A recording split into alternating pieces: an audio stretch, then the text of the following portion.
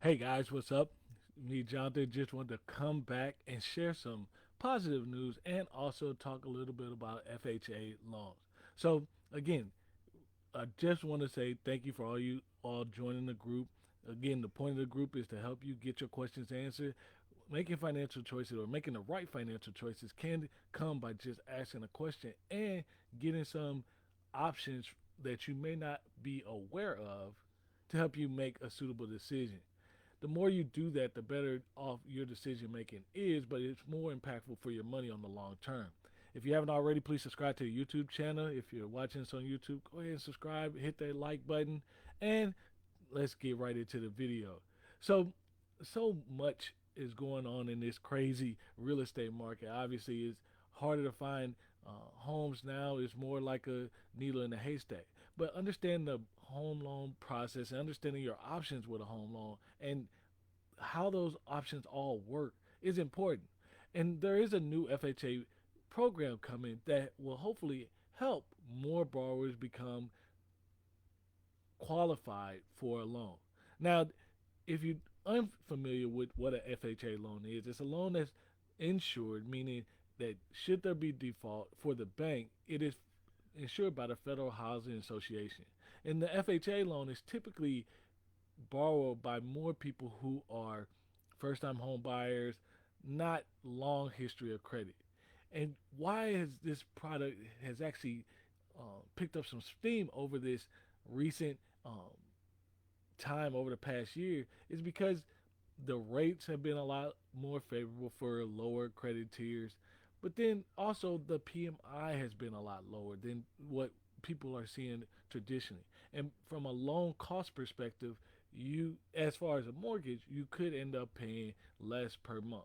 Now let's talk a little bit about the features of a FHA loan. Well, typically you have mortgage insurance premium in your closing costs, which isn't character of a lot of other loans, any other loans. That's unique to the FHA loan.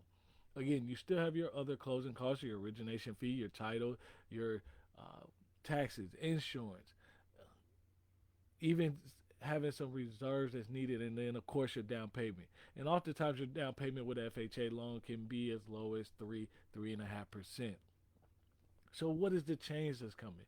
The change that's coming is that the FHA, when looking at student loans for qualifying borrowers, they will now take, if you don't have an income-based payment, they will now take a half a percent of the loan balance and use that as your monthly payment. Now, what does that mean? So traditionally, when most people are trying to qualify for a loan, a lot of things, the real focus gets taken off what are the factors that qualify you. And it's pretty simple. Whatever shows up on your credit report is added up as a payment, and then they put what would be the total monthly cost of the home loan, whether it's PMI, whether it's taxes, insurance, principal, interest, all those things. And generally, if your payment is below, with all the debts that you owe, payments, you add all that up. If that's less than 50% of your gross income, then you can afford that home to purchase. And that can be an incredible thing. But we all know people struggle with the student loans and having payments, which is one of the reasons why I tell people one of the things you can do for helping yourself move forward is to stabilize that student loan payment. Get yourself on an income based payment program. Why? Because typically the income based payment program, currently, it is taking about 10% of what is defined of your discretionary income.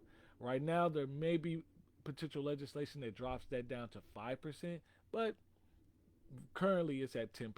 So if you have a defined payment, then the bank will not use its calculation for it because what your payment is may oftentimes and will likely be lower than what the bank puts inside.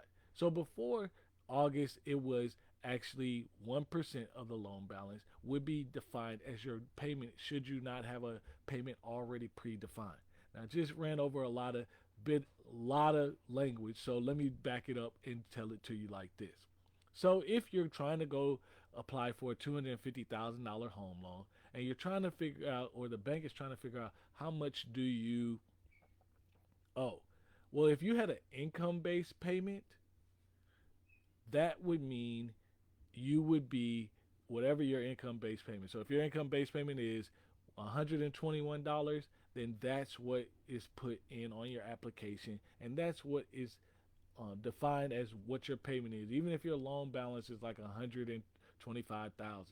But if you never set up a payment, you're currently also on the zero payment because most student loans are on in deferment. Well, then the bank is going to take 1% of the balance. So if you have I'm sorry, $100,000 balance, well, it's gonna say your monthly payment is $1,000. What the change is now gonna do, as far as for the FHA loan process and qualification process, come August, that's gonna move it down from 1%, which is $1,000 of 100,000, to half a percent, which is $500 in that $100,000 student loan example. Again, that can help qualify more individuals for this particular loan. So keep in mind that's an FHA loan. Now, who typically again should use a FHA loan?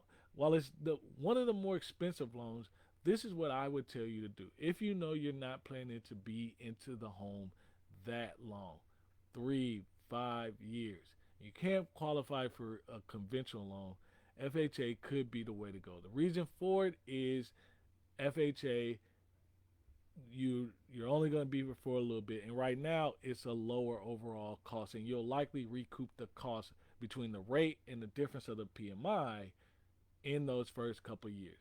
Now, from a long-term standpoint, FHA will not work because even if you drop down lower than 80% loan to value on your loan, then what's going to occur is that PMI stays with the loan forever with FHA.